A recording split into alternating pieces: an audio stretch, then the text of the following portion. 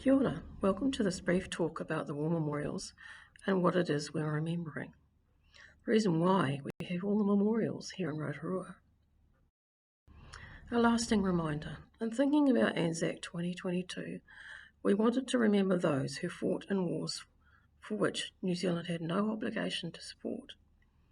The wars are listed here with the years of New Zealand's involvement. The first well-documented war was the Second Anglo-Boer War, a British-led confrontation in the Transvaal region of South Africa. Rotorua's memorial is to remember a young man called Fred Wiley.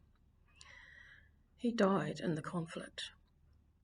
Other Rotorua men also went, but they were able to return to their families. World War I and II memorials are part of Rotorua's Anzac Parade every year. But after World War II, the British Commonwealth Occupation Force formed J-Force, and this was needed to demilitarise and demobilise Japan's weapons and army.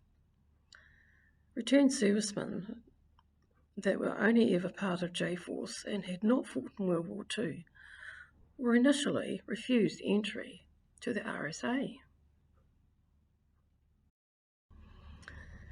Korea, 1950 to 1953.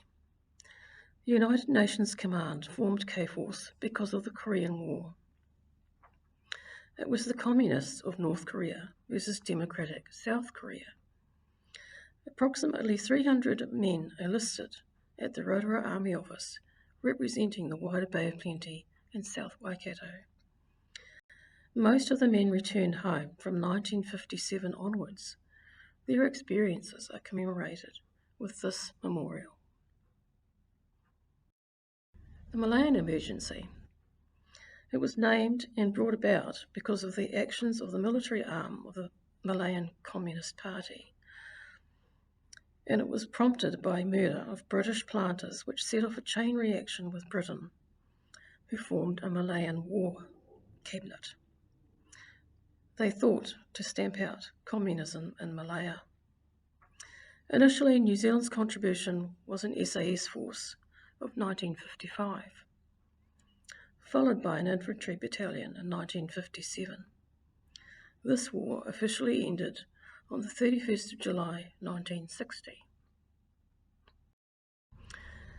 Following on from the Malayan Emergency, the Indonesia-Borneo border was under attack in order to destabilise the Malaysian Federation, which was being formed at this time.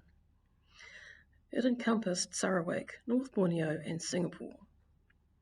Indonesia feared the Federation would become a communist state.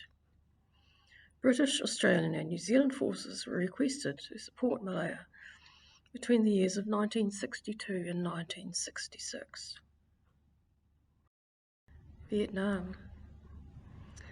North versus South.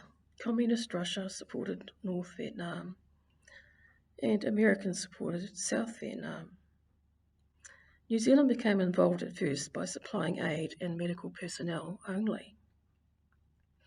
However, US President Johnson pressured both New Zealand and Australia to expand their commitment in the form of fighting manpower. New Zealand finally agreed in 1967 and 2 infantry companies were sent.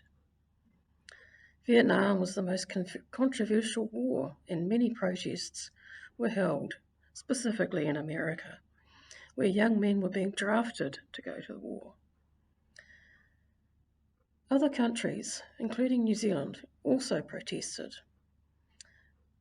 However, New Zealand Armed Forces were involved from 1965 until 1970.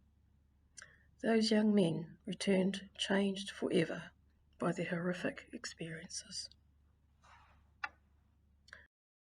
I've drawn here a map that shows the location of Rotorua's war memorials, through which we remember the ordeal the soldiers faced, and to remember those who never came home.